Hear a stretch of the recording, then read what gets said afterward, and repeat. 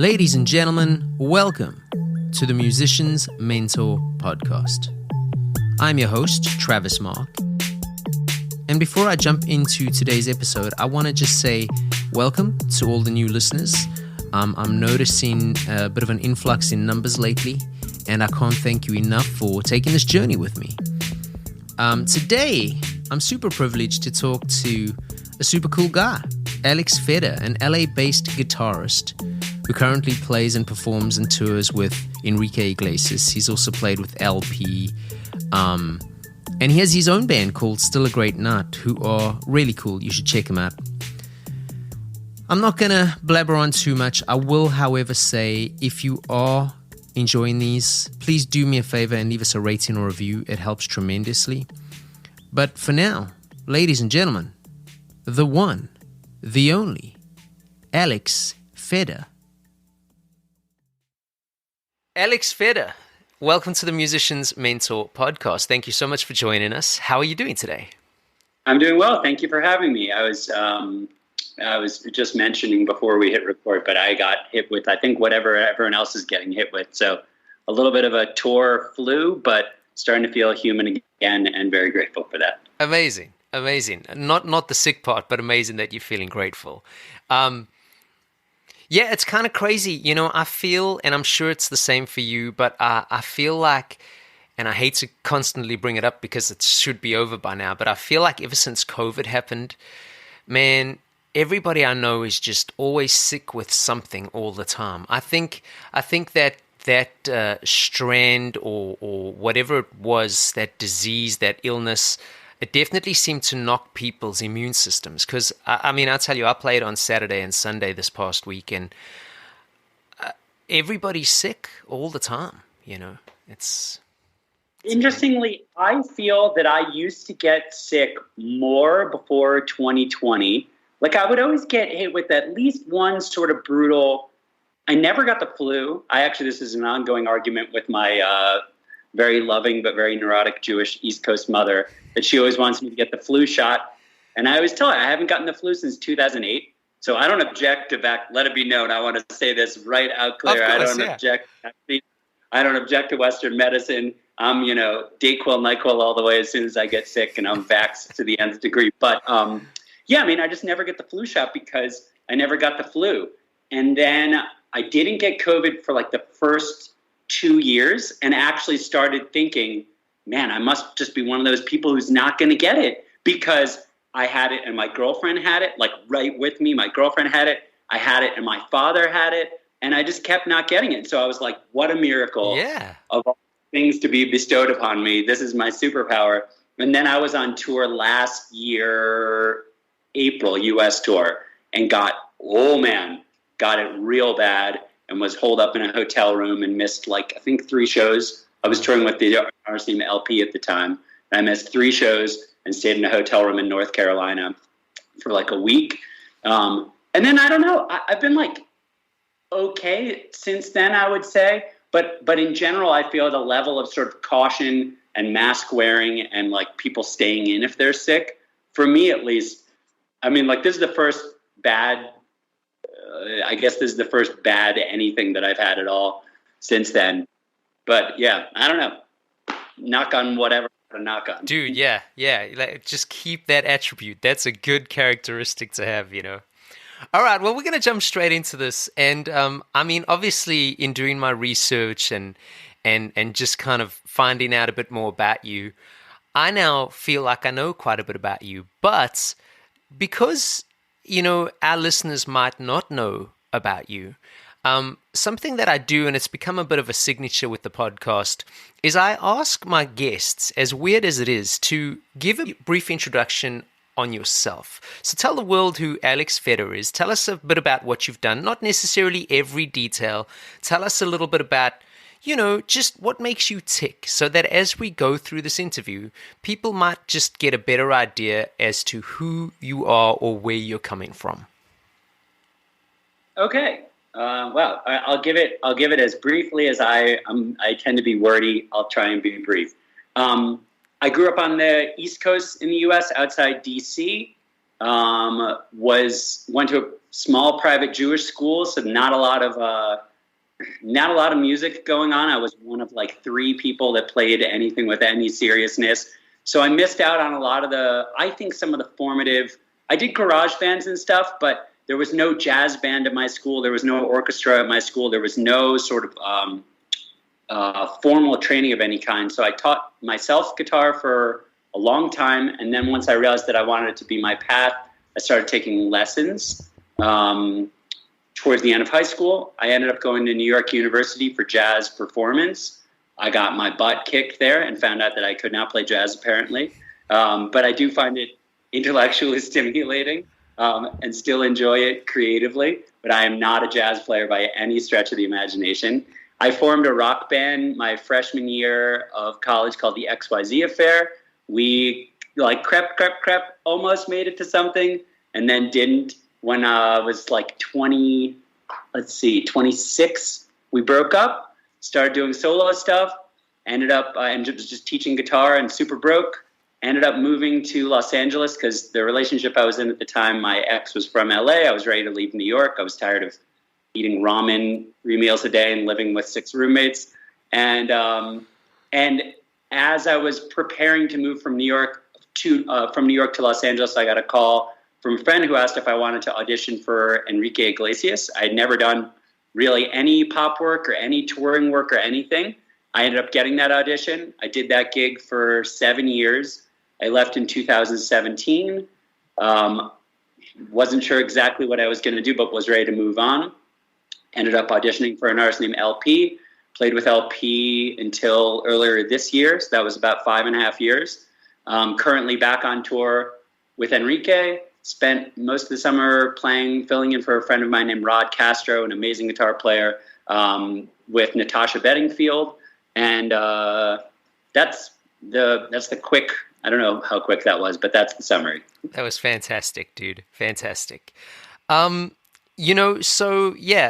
Bedingfield, Enrique, LP. I saw that you'd done some work with Ellie Goulding, just kind of all over the board. So you've already had quite the career as a guitarist / musician. Tell us what initially drew you to guitar and music. The same thing that still draws me, which I will say is sort of, it ends up being a battle in the pop world because, let it be known first and foremost, I love those artists and have tremendous respect for those artists. But the things that I came up on were like classic rock stuff. Neil Young was and is my favorite guitar player, not the showiest of guitar players, not the most sort of like, if you're looking for a pop guitar solo with a pop artist, you're probably not going to like a super overdriven Fender Tweed, Gibson through a Fender Tweed, Neil Young solo. But there's a certain electric guitar sound that just when I hear it, still, I've been playing now for almost 30 years, and it like just gives me a feeling, and it still motivates me. And I honestly just like people who am I allowed to curse on this? You can say whatever the fuck you want. Okay. I like people who make shit because they care about making shit, which is to say that, like, I like that Andre 3000, world-renowned hip-hop artist, just chose to release his first solo record and just have it be an experimental flute record. Do I give a shit about the album? Not at all. Did I listen to it past the first, 10 minutes? No, and I probably won't. But the fact that he just this is what came out and this is what I choose to make, I think that's really awesome. I was just listening. One of my bandmates turned me on to Johnny Greenwood from Radiohead, and an Israeli artist who, God, I can't remember his name now, something Ben-Sur. They produced this record of sort of modernized Indian ragas. Wow. And I'm just that to me is really inspiring stuff, that somebody who is actually that's not going to make Johnny Greenwood any money. He's not doing that for commercial appeal. He's doing it because he gives a shit and he likes music and he liked this and he was like, I want to make this. So he makes it. Same thing. Damon Albarn from Blur a bunch of years ago, maybe actually only a couple years ago, released a record with, I think, the Finnish Symphony Orchestra, or maybe the Icelandic Symphony Orchestra. And he's like, same thing. You made a record. Like, is that going to do anything near what a Blur record would do? Absolutely not. But that's what he wanted to make. So I genuinely have always appreciated people who do stuff because they care about it. I love a well-crafted pop song and a well-crafted melody just as much as the next guy.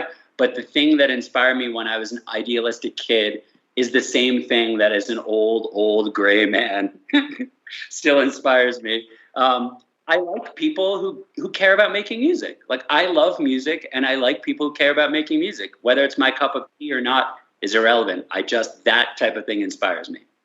Yeah, that's a great answer, because I find that, for myself as well, it's like, I feel like if you've spent enough time listening, and whether you want to call it critically listening or not, I feel like you can really tell when somebody's put care into something. There's obviously the hits, and I'm stereotyping because not all the hits are just factory produced, but you can tell the difference between. I feel like I can. Maybe listeners just think I'm full of shit, but I feel like you can tell the difference between someone who cared about creating some kind of art versus somebody who just followed a formula because that's the formula, and put $1 million PR budget behind it to make a hit. I agree. I think even within pop music, I mean, I went to go see the Taylor Swift show. I split my time between Los Angeles and Mexico City. So I work out of Los Angeles, and I end up spending a bunch of time there. But LA is crazy expensive these days, and my girlfriend lives in Mexico City. It's an awesome town, so I end up splitting my time pretty evenly. But when Taylor Swift came through Mexico City, we went to go see the show.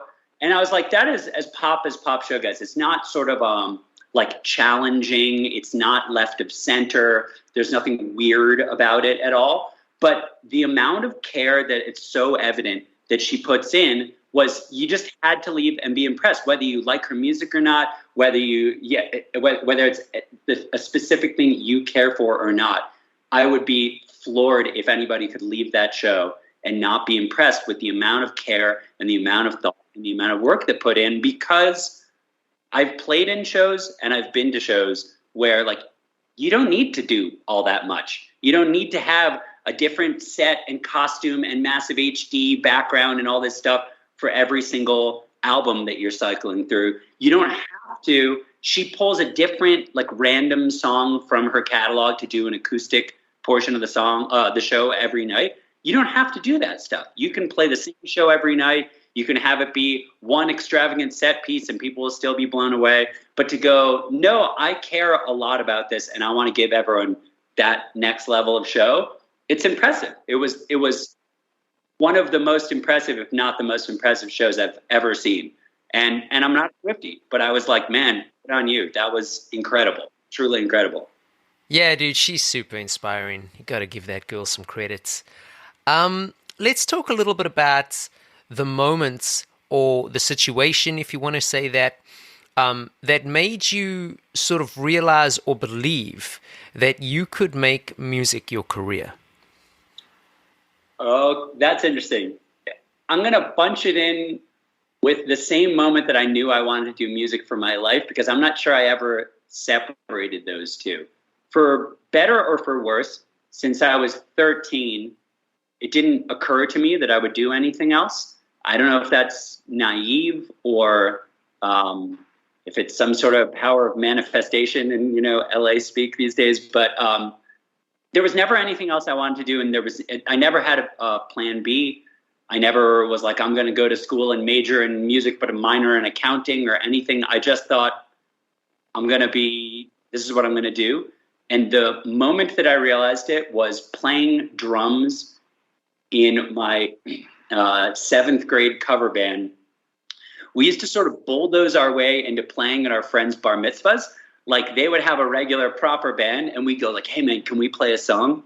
And for some reason, a few of them said yes. And I distinctly remember we were playing at my friend's bar mitzvah with his guitar teacher, and we were playing Sunshine of Your Love by Cream, and I was playing drums. And I remember just like looking out at the crowd and thinking we sounded awesome. I feel confident we did not sound awesome. We probably sounded absolutely terrible. But in my head, I just remember that feeling, and that was it.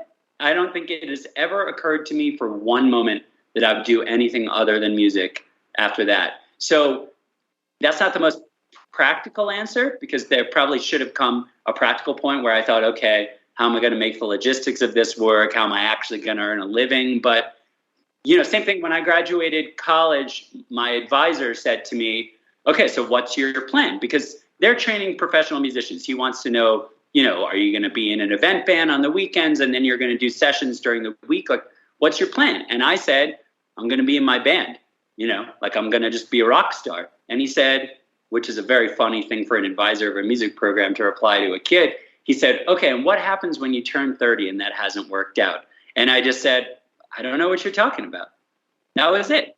So in the end, that plan didn't work out, but I've long passed 30 and I'm making a living playing music. So maybe it helped to be that naive, because I think otherwise it's pretty easy to get dejected by the various ups and downs of the music industry. So it probably helped me in the long run that I had a pretty singular focus and that it just didn't occur to me that I was going to do anything else. Yeah. I actually love that. It's and I don't mean it in an offensive way, but almost like just having that blind ignorance, but the beauty of youth as well, right? I mean, like I think back about some of the things and some of the decisions I made, and I don't regret any of them. I feel like life helps make you who you are, But I also, I love the fact that, thinking back as an older man, I go, man, what was I thinking with some of this stuff? But at the time, it seemed like a great idea, Well, that's interesting, because I was going to then ask, once that decision possibly became clear, what was your strategy? But you pretty much just told me. So let's talk a little bit about that band. What did the band try and do before you maybe realized that band possibly was going to have to be the enjoyment part of music for you versus maybe the money making? I don't know. Was that band making you a salary?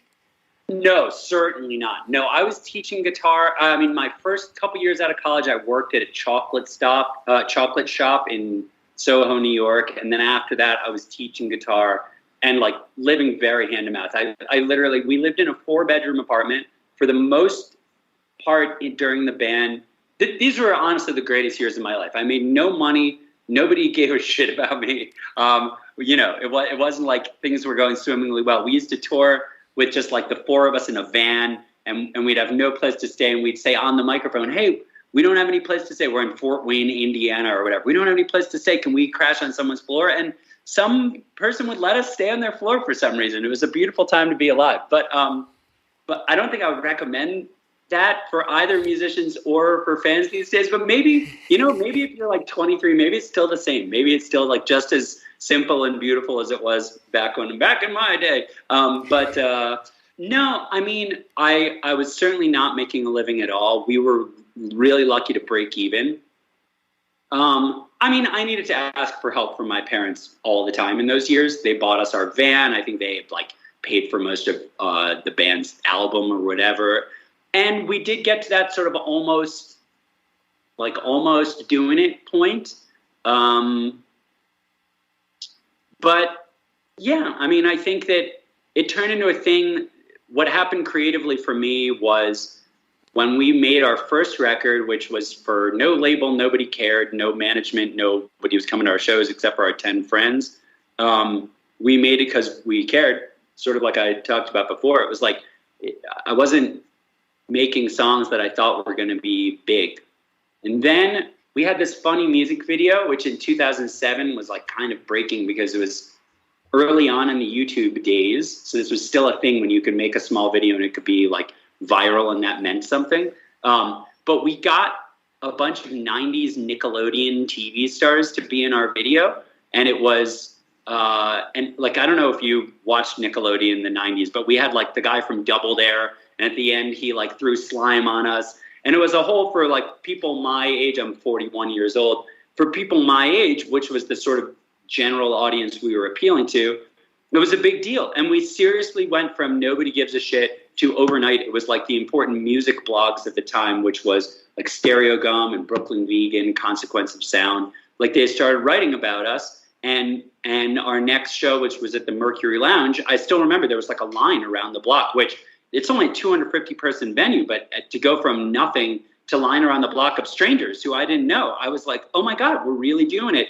And then we started playing the Bowery Ballroom, which is the next level up from that. That's like a 500-ish person venue, I think. And things were going great. And we were getting the whole like sort of like this label and this management company and this music lawyer.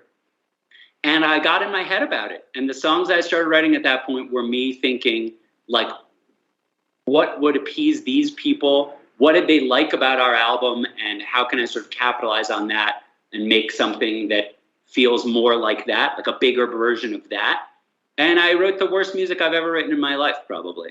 I just was thinking really hard about what would take us to the next level instead of just, this is my band and I like making music, which is what worked for us in the first place. And so it took a couple of years. The label people sort of petered off. The managers sort of petered off, and that was it. And it got to the point where I was so dejected and so thinking so much about, like, what am I supposed to do now, that I took a year and I wasn't sure if I wanted to do music at all anymore. I was just like, all right, I gave it a shot and the band didn't work and I don't even like this anymore. Like, I'm only thinking about writing songs for the sake of finding a career and finding success, which didn't ever feel like where I wanted to be. And I took a year off and wasn't sure what I was going to do. Started working on some solo music. And my intention when I wanted to move to Los Angeles, do this solo project I've been working on. Also probably for the wrong reasons. Like, I think I was thinking very marketing heavy at the time. And same thing, when I look back at the music that I wrote, I don't feel particularly proud of it. Whereas the music that I wrote much later, when I stopped caring about the business part, and the music that I wrote before, when I had stopped caring about the business part, I feel tremendously proud of and can still listen to all the time. And I'm like, wow, I did a good job. And then right before I moved to LA, as I mentioned, I got the call to audition for Enrique. I really thought, I was like, oh my God, this is going to be a great launch pad for my own music. I didn't really understand how sort of compartmentalized the industry is at that level, at least. My experience of doing a pop gig is a pop gig at the level of Enrique, where he's so separate from the band and the sort of machinations of the touring thing, is nobody cares about me beyond me being guitar guy, you know, which is great. I earn a great living and it's a really cool opportunity. I get to play guitar in front of people and get paid for it, which is not that many people in the world get to do that, you know, and I'm aware of that. But I spent a lot of time in those early years being frustrated because I was like, I want to meet whatever label person and pass them my demo and use this as a launching off platform. And that was not going to happen. And the fact is, as you said, when you said, I don't, have any regrets or wouldn't rewrite anything, I feel exactly the same. I don't think Fame and I would have gotten along very well. And I feel very grateful to be in the position I'm in instead of the position I thought I wanted to be in from the time I was a 13-year-old child. But it wasn't until honestly the last 4 years or something that I was like, I don't think I care about doing my own music for a living. I enjoy making music. I really enjoy making music. I enjoy writing. I enjoy recording. I don't want to, not that I have labels beating down my door that I'm turning down recording contracts, but regardless, it has no appeal to me. So sort of professionally now, I feel much more settled in the idea of I love playing guitar. I love playing guitar. I love making music. Those two things are almost completely unrelated. This is my hobby that brings me a ton of joy, and playing guitar is the thing that I continue to pursue. I want to improve at it. I want to, get new gigs, better gigs, different gigs, whatever it is. That has tremendous appeal to me. And I want to continue making music because I continue to love music.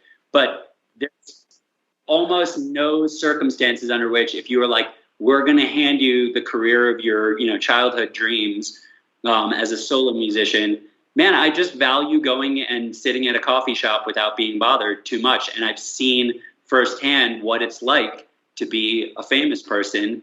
And it's just not for me. I get to watch it and it's like, whoa, that seems like an absolute nightmare. And I'm glad that I got to watch it from here so that I could see what it would be like over here before actually just being thrust into that. Yeah, it's quite an interesting outlook. Yeah, I suppose, and I'm blanking on his name, but that's where the guy who co-wrote all the hits with Elton John really had a great laugh. Bernie Because I Taupin, mean, yeah. it's like he can walk down the street to his local supermarket, and I'm sure no one bats an eyelid, but he still made all his money and probably had a great laugh. The dream gigs that I always say are to be like the guitar player in Coldplay, or like the drummer in Maroon 5 or whatever. That like I know music people will know who they are, and their real fans will know who they are. But the point is, by and large, you could be the guitar player of Coldplay, put on a regular ass outfit. Nobody has any clue who you are, and I say this as a good thing. I hope, Yeah. Mr. Guitar Player of Coldplay, I hope you aren't offended at this, but to me, that's an incredible thing that he gets to make music. He gets to play his music in front of like millions of people over the course of a year who love his music.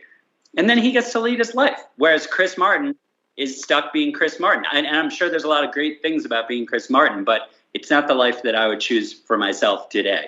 And so I think that the guys who get to be in bands that are making the music they want to make, because people often ask, I don't know if you get asked this, but people often ask, what's it like to be on stage in front of X amount of people? And truth be told, I'm like, I enjoy it. It's super fun, but I think it would be very different if it were my band and you're watching 50,000 people sing back your song that you created that means something to them. I haven't really had that experience. So I'm like, yeah, it's a lot of fun, but it's not this sort of chill-inducing thing of passion that I think it would be if I were in Coldplay playing my music. Then the trade-off is you have to find some perfect scenario where you get to be that and anonymous all at the same time, which is not very common. Yeah, dude, completely. So, I know you mentioned the audition for Enrique. And, I've kind of skipped a couple points here because I, from a logistical point of view, was thinking, okay, well, maybe this happened, then this potentially happened, then this happened, maybe this plan worked to this. Okay, now obviously we've established that wasn't necessarily the case. So this next question might be a little redundant, but I'm going to ask it anyway, and let's just see what happens. So if you could potentially, give some tips or advice or mentor up-and-coming musicians with aspirations of trying to maybe get into these touring kind of level gigs like you're doing, what are some of the things you would potentially tell them? Not the things that they think. You obviously have to be good enough to play gigs, right? So, do all your homework, practice for the years that we're supposed to be practicing, have professional gear, don't show up. That's the sort of obvious stuff. There are a ton of guys out there who check those points who probably don't work and maybe never will work. Because a large part of this is, except for the hour that I'm on stage with my bandmates, the rest of it is me having to be a person who people are happy to spend time sitting in a small dressing room for 8 hours at a time with, or sitting crammed onto a bus. So I don't know how to say be a normal person, but that is the answer to the question. And it's I think it's actually in some ways a lot harder than practice the guitar, because how do you tell someone, be like, yeah, just be cool to hang out with. But the fact is, I started with the Enrique gig because the broad thing that I'll say that is very doable is say yes. Say yes to things, even things that seem like they won't be important, things that seem like they won't matter. A lot of the stuff that has come about in the things that have worked for me in my touring career have been a result of when I was in my band, I was looking for just something fun to do. I was living in Brooklyn at the time, and I saw an ad on Craigslist Musicians looking for a guitar player for a band. It was this band out of Boston called Harriet Street. They were sort of like arena, Coldplay, Jeff Buckley kind of thing. And I auditioned. I ended up doing it. The band didn't do anything. Cool dudes, really nice songs. But the band did absolutely nothing. The guy who was the drummer in that band is one of my best friends to this day. I just saw him last week. He came to the Enrique show. We played at Staples Center, which I guess is now called Crypto.com Arena. His name's Sarb Singh. He is an incredible drummer. He's currently playing in a band called Muna, who are awesome. But I got the Enrique audition because I just clicked with him and we became friends. And so a handful of years after I did that band, Harriet Street, he was the one who called me and said, hey, would you want to do this audition? Because my friend heard about the Enrique thing. So I do the Enrique audition, which only happened as a result of me knowing and being friends with this guy through a Craigslist ad that, by all logic, you know, like, that band didn't do anything. Most people might go, like, well, they're not going to pay me, and they're not big, and they're not signed, and they're not whatever.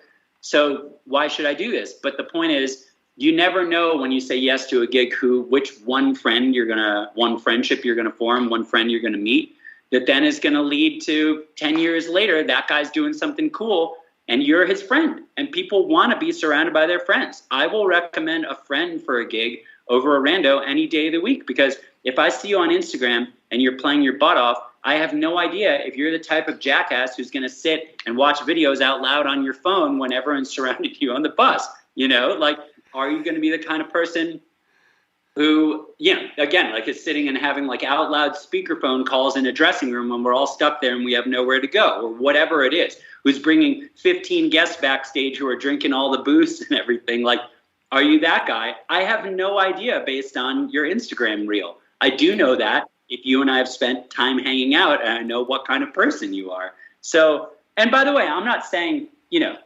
nobody's perfect. And I've had plenty of friends on tour who've come to me and said, you know, the way that you showed up in this way or that way wasn't cool. But the nice thing about real relationships is, in every case that I've brought something to someone, every case they've brought something to me, I am interested in being a better tour mate, a better bandmate, and a better friend. So if I show up and I'm being a jackass and my friend lets me know, I want to hear it, you know, let me know so don't show up that way in the future. And that to me is the sort of key to an ongoing touring dynamic, is like, are you a person who's interested in being a considerate friend, a considerate bandmate? And are you fun to hang out with? You know, do we like the same kind of music, movies and stuff?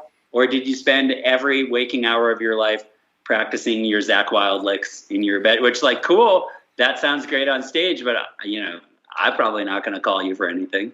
So, yeah, that honestly is the more complicated answer that I'm sure you hear a lot, but such a small fraction of it is the playing part, which obviously is of the utmost importance. But once you pass that threshold, there's, like, you know, thousands of guys who can play the part on the gig. But the question is, like, are you going to show up? Are you going to be cool under pressure? And are you going to be somebody who people want to spend time crammed into a small room when none of you have had any sleep and blah, blah, blah, blah, blah.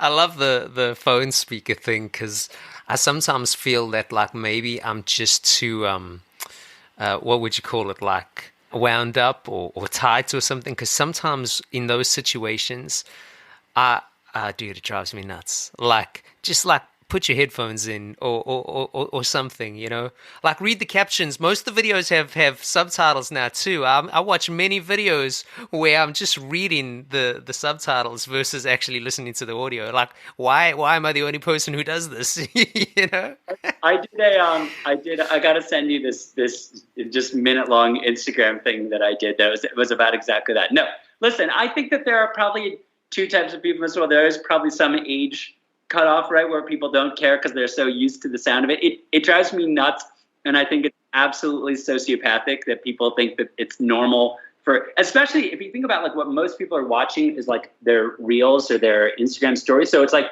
you're catching just, like, 1 second of something and then 1 second of something. Like, I don't need to hear that. It's crazy. And the frequency of it, like, cuts right through even AirPods. So I've got AirPods in and I can still hear your phone cutting right through it. No, I think it's completely sociopathic. And we actually have an ongoing joke because one of the members of the Enrique band, like, when she first joined, she did that all the time. And so we just gave her endless shit, which I think is socially the just thing to do. I think that you absolutely should shame these people into submission. And also, by seeing how they react to that, not to endorse bullying, but by seeing how people react to that is also another way to get to see if this person is somebody you want to be in a van with for 6 months, Yeah. Hey, listen, I love the fact that you still put out your own music with Still a Great Night. I checked out quite a lot of that stuff. It's very cool. Now, you briefly touched on it, how you being like a hired gun is like one thing and you being an artist is a whole nother. And I don't want to stereotype here. I feel like I'm going to. But I find that so many guys, once they get into whether you want to call it a hired gun thing, a touring situation thing, a back-end musician thing, a lot of them, even if they were doing their own music or arts in the start, they seem to put that on the back burner or totally neglect it, and they just become that. And I don't mean that in a condescending way. But if you would, talk to me about a couple things here. Talk to me about your creative process within your own music. And, if possible, tell me how you find the time, or try just in general, juggle your own creative aspirations, which, we've briefly touched on, versus a touring schedule with some of the sort of touring legs that you have. Yeah. You're not wrong about people tending to put it on the back burner. I guess I can't speak for people. I can speak for myself. When you have nothing and you're not making any money and you only have like a quote unquote day job and then your artistic pursuits, I think that there is a much stronger motivation. Once, the first time I ever made any sort of real salary was with Enrique. And it feels different, and it also feels different, I think. When I was 23, I just did not care about money. It wasn't important to me. If you asked where it was on my list of priorities, it would have showed up number 850. It didn't matter to me. It wasn't something I thought about. And it wasn't something I would have ever prioritized in terms of life choices. Like, if you said, like, hey, if you wrote this kind of music, you'd have a way better chance of making a lot of money than the kind of music you're writing, I'd be like, I don't give a shit about that. Punk rock forever, or like some, stupid, maybe not stupid, maybe a beautiful, young, idealistic viewpoint. Once you start making money and you realize that it is nice to not be broke, I think that as you get older and as you sort of continue down that path, it becomes more important to you to not be broke ever again. And it's much harder to make a real living on artistic pursuits than it is on sort of focusing on the more commercial things, which is, it takes a certain type of creativity, but a very different and frankly much more limited type of creativity to do what I do as a hired gun than it does to create music. I think it ends up being a natural progression with age, and I think it ends up being a natural progression once you start making a living. I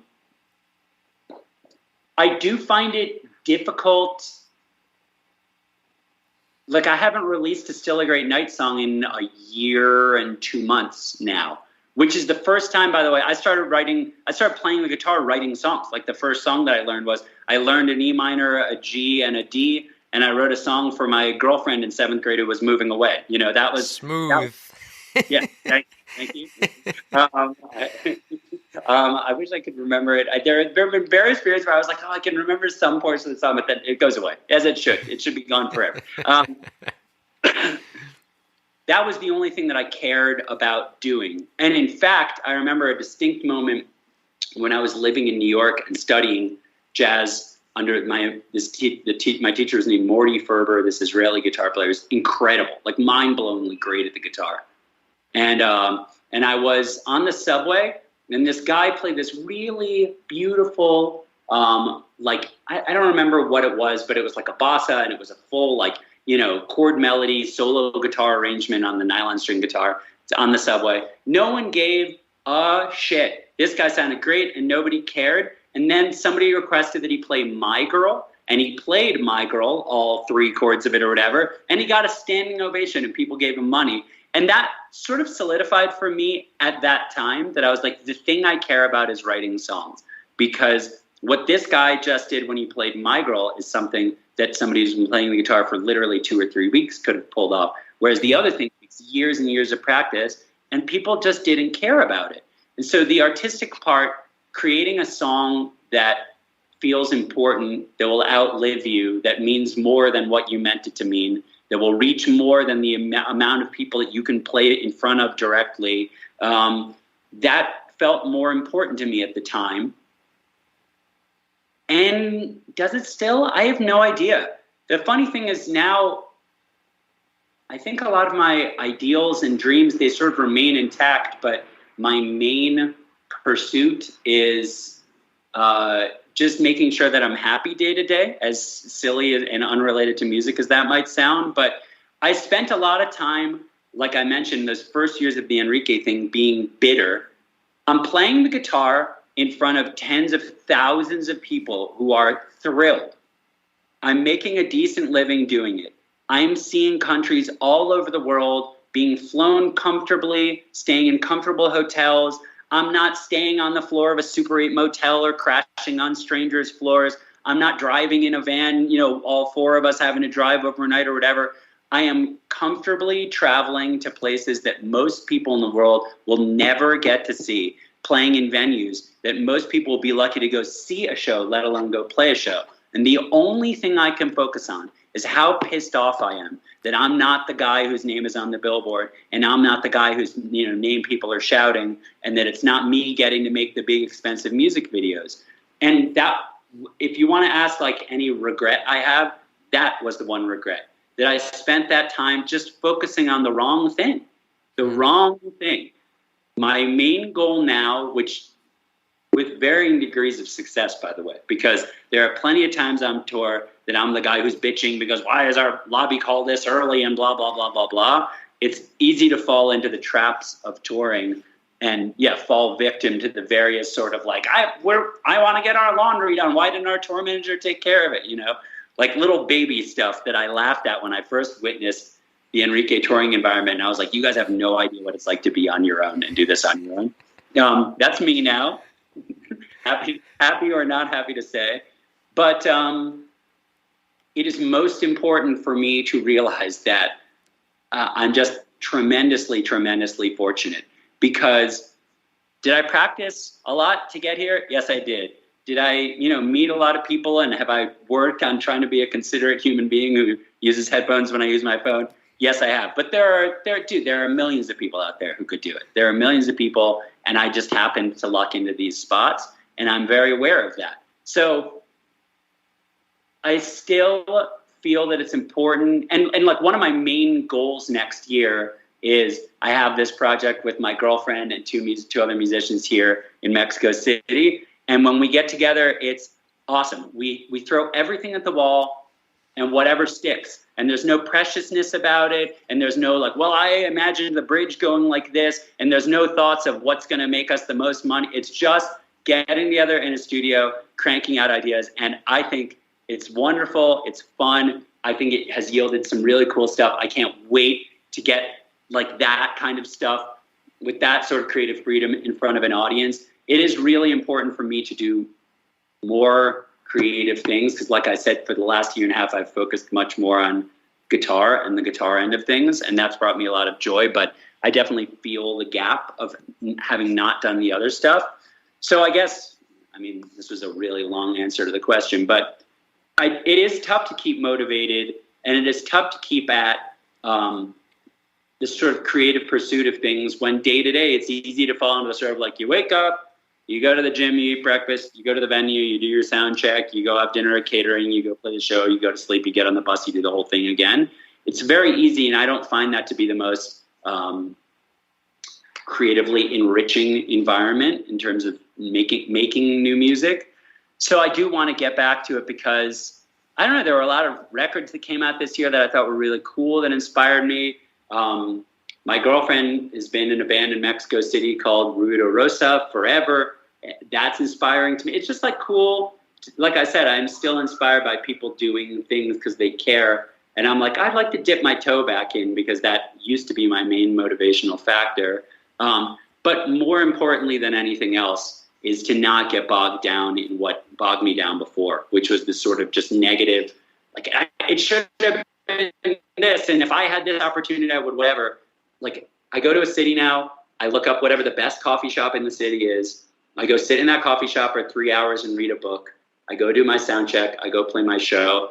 My life is, I genuinely feel really fortunate. And it's no different than it was 10 years ago when I was busy bitching that, it wasn't the way it was supposed to be. So more than any creative thing, that's my focus. And then after that, it will be nice to start making music again. Yeah. But that's good growth as well. I mean, it's sometimes hard to see that within ourselves, but just hearing the story, dude, I mean, that's massive growth. Not one of my questions, but what sort of books do you like to read? What's your go-to? Man, I read whatever comes my way. This year's been slower for me. Let me see. You know what? Lately I've been like, I don't know if this is good or bad. I tended to avoid music biographies for a while, but I think now as I'm getting back into like, I want to make something again. I want to make something again. So there's 2 books. One was called Please Kill Me. But actually both of these are, no, that's not true. One is an oral history. This book, Please Kill Me, is an oral history, which is about the first punk bands. So like the New York Dolls, the Velvet Underground, the Talking Heads, and then later it sort of gets into some of the British stuff. But it's just about these bands doing ridiculous rock and roll shit when they were 20 years old in the 70s. God, you hear about, I don't know have you ever read that book? No. I recommend it. It's a hoot. But man, you read about the shit that they are just openly talking about, and you're like, the things that people lose their careers and lose their jobs for now is like, it's like, oh, I was inappropriately DMing with a fan or something like that. And these guys are like, there's one, I don't want to delve too far into it, but it's wild. It's wild. So I read that. I really enjoyed it because actually those were a lot of the bands. I never dug too far into the hardcore thing, but when I was sort of at the end of high school, like one of my favorite bands to this day is the Velvet Underground. Cool. That was like my brother. I have a brother who's 3 years older than me, and so he was always like, while I was like sort of like alternative music, he liked classic rock, and then I got into classic rock, and then he was on to sort of like the cooler sort of like punk, David Bowie, like the earlier proto punk kind of stuff. And this was about those bands. So to me, it was a throwback. I was like the Iggy and the Stooges and David Bowie and the New York Dolls and bands that I hadn't listened to, honestly, in a while. So this was a throwback to that. And then so I finished that and then took the next logical transition. A friend of mine named Max Bernstein, who plays guitar for a million different artists, he's on tour with Taylor Swift. He's the one who I went to go see when they rolled through Mexico City. He recommended this book called Our Band Could Be Your Life. And it sort of was like the next chapter after that. It's one chapter at a time about different bands. And it starts with sort of like 80s hardcore bands, like so Black Flag and Minor Threat and the Minutemen. And it's sort of like, it goes from there. And it does get to like Sonic Youth and REM and the more indie bands. But so, yeah, I don't know if it's good to be reading. And then my therapist recommended this book called Anger by the Buddhist monk Thich Nhat Hanh. So, I read whatever comes my way. I do usually like to pepper in one sort of just like fluffy, a fiction book. I usually like to bounce back and forth between fiction and nonfiction. But yeah, honestly, whatever comes my way. That's awesome. You got anything good you've been reading? I'm busy reading this Elvis Presley book. It's called, it's not Last Train to Memphis. The guy wrote 2. He wrote 2, and they're super fat books. I mean, this book's taking me forever. And I read, man. But this book, it's like the smallest print and the fattest book. And so it's taking me forever, but it's really fascinating. I find the Colonel super fascinating. The guy who managed Elvis. He's a very fascinating character, and I've read a few books about him over the years. And this book, it's more about Elvis, but every now and then it throws in these little things, and it's like, I know that most people would hate me for saying it, but I really feel as much as he potentially screwed Elvis over, I also don't personally believe that Elvis would have had the career he had without the Colonel. And I know that that's super maybe controversial, but dude, that guy, there was something very fascinating about him. I mean, like he invented marketing strategies that didn't exist. And like, I know that that's not necessarily the music, but that's what the music business has become. I mean, if it wasn't for merchandise and PR and now with social media, some of the kind of gimmicky things that people do to keep their careers. I mean, think how many people become artists because of TikTok videos now. It's like, so it's like, I really feel like the Colonel, you know, and I get that he might have been a murderer that was on the run and very controversial stuff, but like, fascinating character. But yeah, I love reading, man. I read anything, but that's what I'm busy reading at the moment. I can't remember what the name, I think it's called The Undoing of Elvis or something, but it's fat, dude. It's like, it's going to take me months, you know?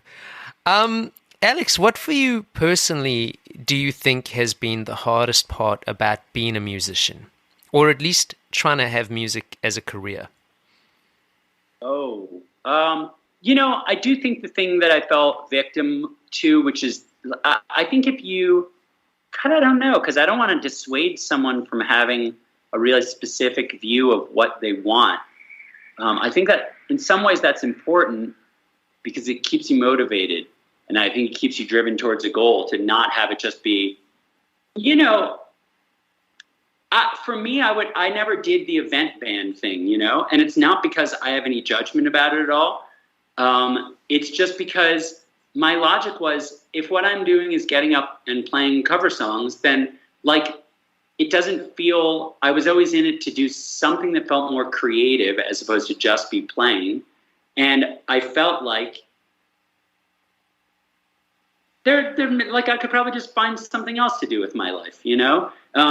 Like if it's just about making money, then I could probably just find something else that would be more stable. Like music is a bitch. It's really hard, you know, even if you had a successful event band, you know, I don't know, like the singer runs off with the bass player, you know, and now the event band broke up and whatever. And all of a sudden you're back to square one. It's just not the most stable. Music is not the most stable of industries. So if it's only a money-making tool, then I'm like, well, I probably should have just gone to law school or something, you know, and like had a regular person's career where I know that I'm going to show up and I'm going to get paid a certain amount and I'm going to do my job and be good at my job, and that's the end of it. That just sounded like a lot of disparaging comments about a lot of other careers. That's not at all. Not at all. But no, I really do think that the big thing is to be able to look big picture and decide if what you're doing is like, is it where you want to be? Is it not where you want to be? If it's not where you want to be, what steps can you take to sort of put yourself where you do want to be? Because it's a really different thing. My friends who are writers, they sit and grind at writing the same way I sit and grind and make sure that I meet, you know, every person I can meet who does the touring thing, whatever. It's the same. It's about meeting people, honing your skills, making the connections you need to make, building the skill set you need to build. And so sort of decide what you want to do and go that route. And it was the hardest thing for me was accepting that the path that I originally envisioned was not the path that I ended up on. And that's sort of fighting against reality, I think, where I was so hell-bent. Like I said, I got, the thing that beat me up the most was I was playing for, you know, at arenas for thousands of people, and I felt like a failure. And nobody else in my life saw me as a failure. You know, I was like, I'm going to go back to my high school reunion and they're going to think I'm this washed up loser because I'm playing in the shadows and my band never did anything or whatever. And it's like, first of all, nobody else gives that much of a shit about what's going on in my life. They're leading their lives and trying to figure out if they're a failure or not. And second of all, the way that I view my life or the way we view our lives sometimes is not the most accurate. And I think it's very easy to get bogged down in, like, I thought I was going to be the next David Bowie, and I wasn't, and so therefore everything sucks. If that's where I was going to stay, then I should just leave altogether and find that other job and go, you know, open up a coffee shop in Zimbabwe or whatever, and maybe that would be more fulfilling, and I'd be removed far from the industry that scorned me and didn't treat me the way I wanted to. But otherwise, I think it's important to sort of have a look and go, wow, well, actually, I'm doing pretty cool things that enable me to lead a lifestyle. Like, here I am in the middle of a Monday talking to you. Cool. After this, I'm going to get up and walk my dog for an hour and go get a cup of coffee. Like, cool. Not bad. Not bad, dude. Not bad at all. So I honestly think the hardest challenge in the music industry has been my own brain. The thing that's been my own undoing most of the time. Like I said, it was my own brain that led to me writing music that I wasn't proud of. It wasn't a creative rut. It wasn't the lack of the ability to write something that I cared about. It was that I started obsessing about what was going to work and what was going to make me successful and what was the image going to be and all of these things. For some people, that really works, by the way. You said, the marketing thing. I mean, they think they create this much content, and they do it. They release it every Thursday at 10 a.m. and that works for them. It didn't work for me, and it made me unhappy, and it resulted in art that I didn't feel proud of. So that was sort of undoing number one. Was I lost my way in terms of what am I doing and why am I doing it? And then undoing number two was just the complete lack of perspective of where I actually was at, and the inability to be happy with what life had given me, which was pretty cool.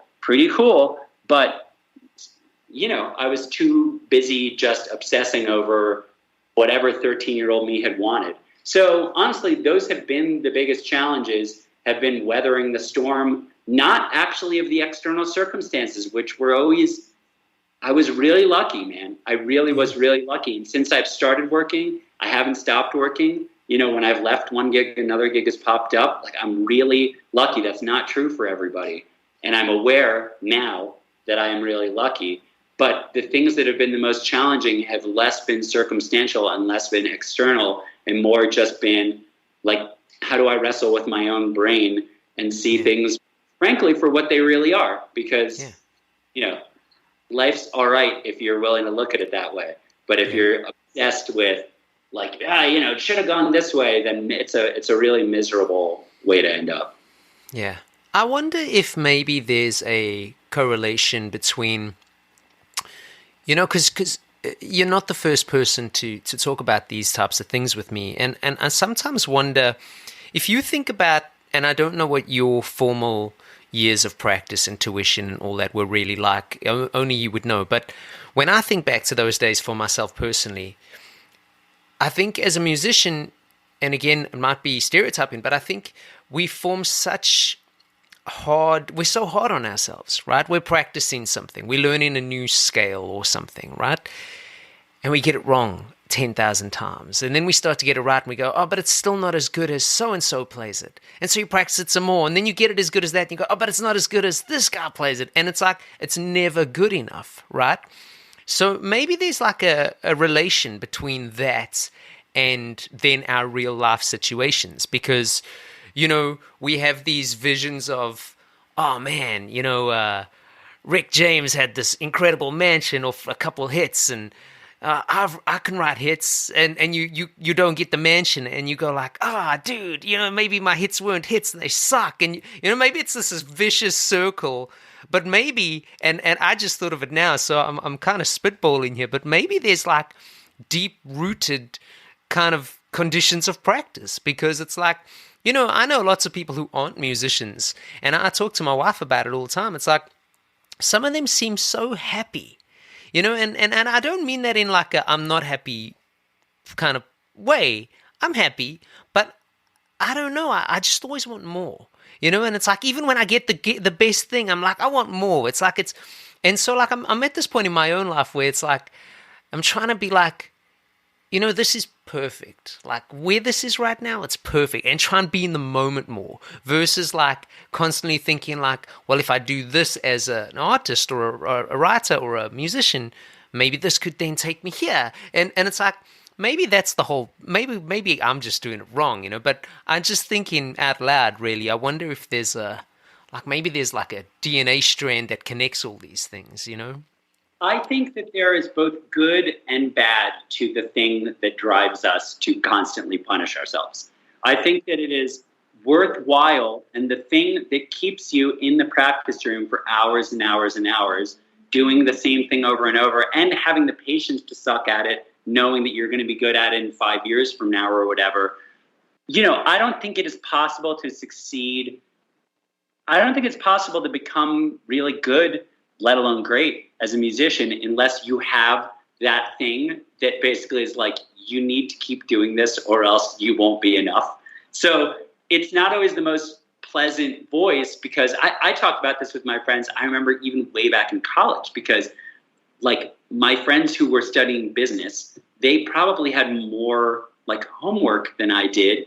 But after class was done, they're done, man. It was like they weren't sitting and thinking about their like whatever accounting class. And with us, it was like I could still be practicing more. Like there is no done. I could have practiced another hour today. I could get in, workshopping this technique or this, solo I'm learning or whatever.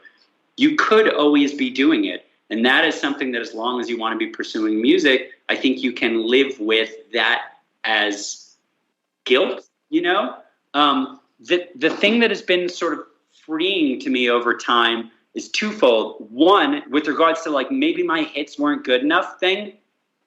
I remember when my band was working on stuff, and there was this band that we played with in New York called Soundtrack. And they were, dude, I thought they were awesome. They sounded great. They looked great. Their demo was produced by the same guy who produced the Strokes' first 2 records. They just had everything. And I was certain. I was like, this band's going to be huge. And they weren't huge. Nothing happened to them.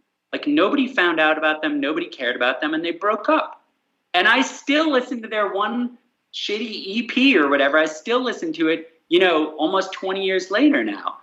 And I was like, it was helpful for me to see that I thought this band was great, and it didn't matter. Like that's not the only band. There was this band called the Harlem Shakes. It was the same thing, New York thing. They were amazing. They had all the right opportunities. Their album I thought was awesome. Just nothing happened, man, because sometimes, who knows? Who knows whether it's the timing, the manager, that you didn't say yes to this gig, you did say yes to this gig, and you missed this. Who knows what it is? But things just don't happen for everybody who like deserves it. And it was helpful for me to see bands where I was like, but I know that band's good and they're not doing well. So maybe it's not about scale or delivering the right product. Maybe just sometimes stuff just doesn't work. There's a really cool documentary on this band from the 70s called Big Star on Netflix that now they're like super critically beloved. Everybody loves them. They're one of my favorite bands. But at the time they came out, it was the same. Everyone in the industry loved them. Everybody knew they were awesome, and nobody gave a shit. It just didn't work for them, and it's not because they weren't making great music. And then the other really helpful thing for me, because I was always convinced that I'm not shred guy, right? So I go see guys who can do this insane technical stuff, and I'm like, man, I'm never going to get the gig because like guys like that exist. And then I started getting gigs, and I was like, it's my Neil Young thing that I started off with, that I was like, I will listen to a Neil Young solo before I will listen to a Van Halen solo. It's just my personal taste. And I'm not the only person on earth who gravitates towards this type of taste versus that type of taste. And just knowing the two things that the sort of footnotes within that, one are that I was getting work even though I wasn't shred guy. So just like do your thing is what I would say to somebody else. Do your thing and be happy and be confident in your thing. And just know that like I can't do the shred thing, but somebody else isn't going to do my thing. I do something, and thank God it seems like enough folks have wanted that they're willing to throw me some cash to do my thing, Yeah. And the other thing was, I remember there was a guitar player in LA who I knew of and was always like, man, if I could play like that guy, then I don't know what I thought. The whole world would open up to me and whatever. And I finally met him through friends, and we went out and got coffee, and he spent the whole time talking about how, man, and I'm not this guy, and I lost this gig to this guy. And I was like, oh, so there is no level at which you think you're the guy. No matter where you're at, and no matter how many people see you and think you're the guy, you're looking at this guy and at this guy, and you're bitter because you didn't get this. So same thing. I was like, if you want to be grateful for what you have and confident in what you have to offer, and to accept that if you didn't get this gig, it doesn't mean you suck. If you didn't get this hit song, it doesn't mean you suck. Like, that's a reality that you can live in. Just that some stuff works, some stuff doesn't, and the thing that I have to offer is worthwhile. That's one version of reality. And the other version is, man, I wrote this song and it was great, but it didn't do as well as that guy's song, and my friend wrote this, and it's only because he's friends with this guy, and if only he would blah, blah, blah, and I'm not that player, and this player got that gig. Like, there's always two versions that you can live in at any level. And some version of, like, I want to be at that level. I want to be either at that level of success or that level of playing or musicianship or whatever. I think that's an amazing drive to keep. And it's the thing that keeps me practicing to this day after nearly 30 years of guitar, still practicing. But it doesn't mean that I wake up in the morning hating myself. And that, I think, is more important. That's a good place to be. Yeah. Alex, last question, buddy. Was there ever a piece of advice that maybe somebody gave you or you received or you maybe learnt along the way that you feel has been really helpful for you as a musician? You know, there was never any... It's funny. The answer was sort of embedded in the only piece of advice I think I've ever gotten, which is when, I don't even remember, it was like my band had made our album, nothing had happened, we hadn't done the music video yet. You know, I was trying to get it to like this label guy and that label guy, and I remember we sent it to this small label called Ace Foo Records, and they didn't pay attention to it, and I was heartbroken, and I was like, I guess this means our album must suck. And I remember, like, I don't even remember how we got connected to this guy. It was like a friend of a friend of a friend who ran his own label. And he took the time to get together with me, and he said, listen, this isn't for me, but it doesn't mean that it's not for everybody. And it doesn't mean that it's not good. It's just not for me right now. And I was like, cool. And I left that thinking, okay, that means it's not good and it's not for everybody. And the lesson that I sort of learned over time is exactly the thing that I ended with just before, which was the same people who ignored that album, that we couldn't get a crowd for, that label Ace Foo, just like the tiny New York label that doesn't even exist anymore, but for me was like, oh my God, if only they would like our record. We released that music video, it got behind some eyes, and then literally a month later, we're sitting with the guys at Ace Foo, and I said, but we sent you our record like, 6 months ago, didn't, what? And he said, we get sent records all the time, I didn't even listen to it. It's just like, he wasn't even aware that he had gotten it. I think it is really easy to let what could easily be perceived as failures lead one to believe, like, this must mean that I am not good, that somebody else is good and I am not good, and therefore I should stop. And the more sort of information that you can collect and store away for yourself as just sort of like proof points of data that, in fact, like I said, there are going to be bands that you like that, man, that band made a record and for some reason the record didn't do well. Or that you thought of your own thing that you were like, oh, I didn't get this audition and therefore I suck and whatever. And then what do you know, if you stick with it 5 years later, you audition for the same musical director, you end up getting the gig because he liked your haircut better that time or whatever it was. Like, I think making it less personal and less a condemnation and less sort of like, if I do badly at this, I will never succeed. And, or I think getting caught up in the obsessive, this is my big break, and if I miss this opportunity, then something, my experience is that none of that shit is true. Is that if you care about making music, just keep making music. If you have any indication that you're actually any good at it, just keep doing it, And like the thing that you do, eventually the right person, if it's meant to be, will be there, to check it out and provide you with the platform that you need. And if not, frankly, that still doesn't mean that it's not worthwhile, If you make a song and one person really digs that song and they play it as their, first wedding dance or whatever, then that's more than most of us accomplish in this world, Yeah. I think it is just important to not get bogged down with the narrative that comes so easily, the sort of like, I'm not as good as this guy, I didn't get this audition, and therefore that must mean that I suck. This other guy keeps getting all these gigs. Why does he have 4 gigs and I have no gigs?